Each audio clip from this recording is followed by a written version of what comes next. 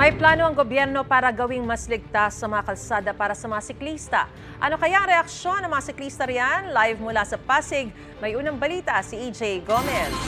EJ, good morning. Maris, good morning. Sa mga kapuso nga ho nating siklista, may plano ang Department of Transportation na magkaroon ng karagdagang bike lanes.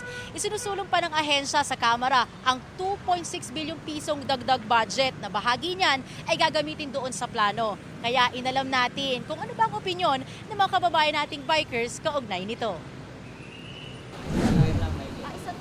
Alas 4:30 pa lang ng madaling araw, umalis na raw ng kanilang bahay si Tatay Nolito. 2 oras kasi ang binabiyahe niya mula San Mateo, Rizal, papunta sa kanyang trabaho sa Taguig sakay ng bisikleta. Aminado siyang delikado ang arawang biyahe niya, pero kailangan daw niyang makatipid. Kaya ang isinusulong ngayon na dagdag bike lane sa bansa, pabor na pabor sa kanya. Yun ang maganda talaga, yung sa bike, yung kailangan may sarili kaming mga daanan talaga. Dahil mahirap na yung iba, mga motor, tapos sisingitan kami.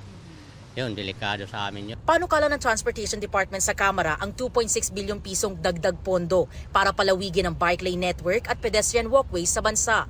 Una itong tinutulan ng Department of Budget and Management at 60 million pesos lang ang inilaan ng ahensya para sa naturang programa sa ilalim ng 2025 NEP o National Expenditure Program.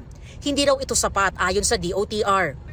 Sa ilalim ng panukala ng DOTR, plano nitong magpagawa ng karagdagang 260 kilometers na haba ng bike lane sa 2025 at i-extend ito hanggang 2,400 kilometers pagsapit ng 2028. Hiling ng ilang siklista, sana maipatupad agad ang planong dagdag bike lanes at maging mahigpit ang mga otoridad.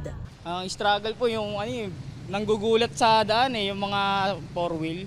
Siyempre, nakakatakot, nakakagulat. Mamaya yung pagbusina nila, magpanik kami bigla . Sana matupad talaga yan, magandang patakaran yan pag may na kami, bike lane. Masasabi ba na iwas aksidente na? Iwas aksidente, iwas traffic, hindi kami maabala.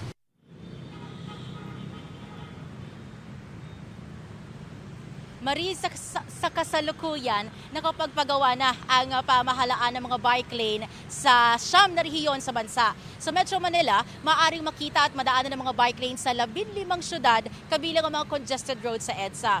Samantala, sa mga oras na ito, kita sa aking likuran ang tipikal na eksena dito sa kahabaan ng Marcos Highway. Dahil rush hour na, matraffic na, dikit-dikit o bumper to bumper ang mga sasakyan at kanya-kanyang busina na ang mga motorista. At yan ang unang balita mula rito sa Pasig City. EJ Gomez para sa GMA Integrated News.